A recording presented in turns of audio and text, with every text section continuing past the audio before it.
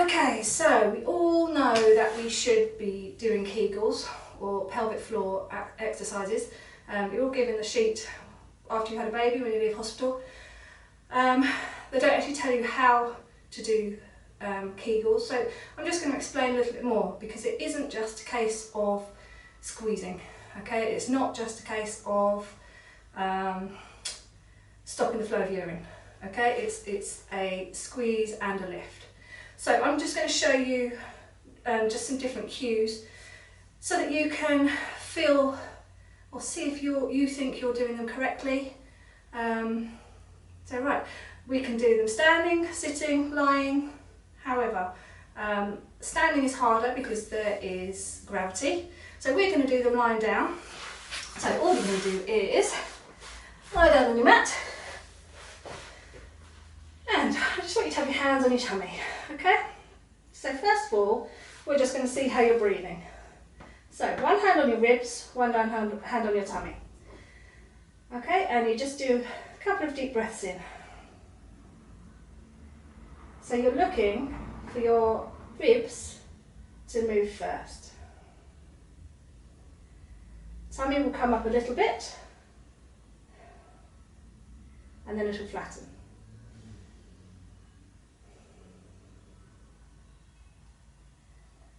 Okay, so from here we are going to imagine that we're lifting a blueberry up with our vagina and taking it all the way up to our belly button. So we're going to do it with a breath. So you're going to blow out, lift your blueberry up and take it up to your belly button, and then you're going to relax.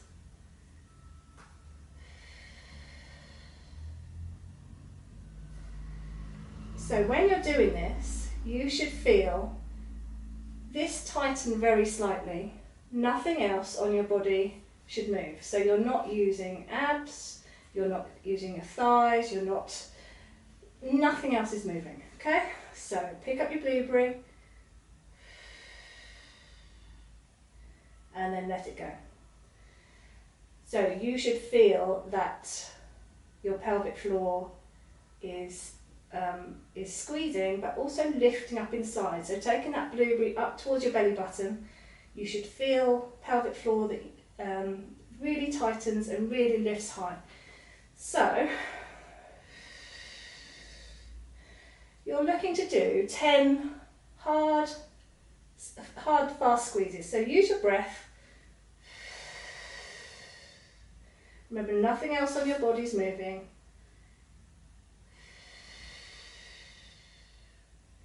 And each time you need to really make sure that you relax properly.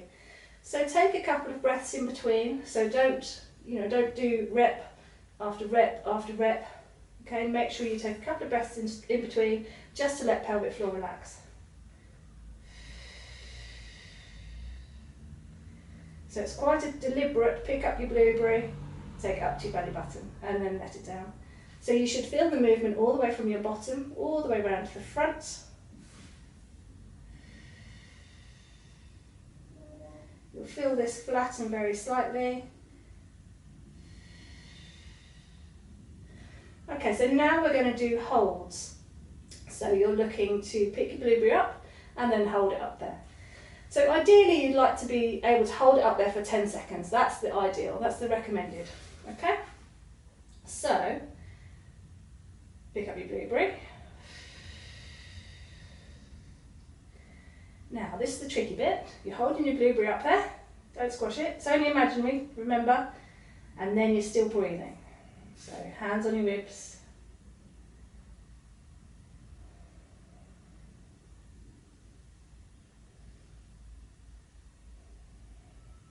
And then relax.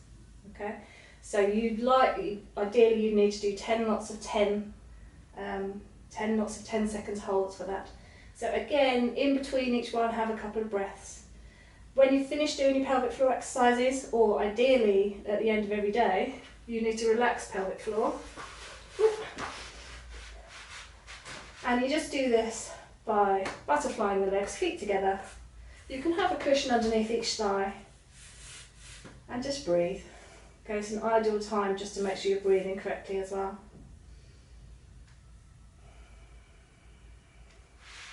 So really let legs relax. Make sure pelvic floor relaxes. You're not bearing down on pelvic floor, you're just letting it relax. So this is just as important as doing your pelvic floor exercises. So when you're getting up, you must make sure that you blow out. That activates pelvic floor.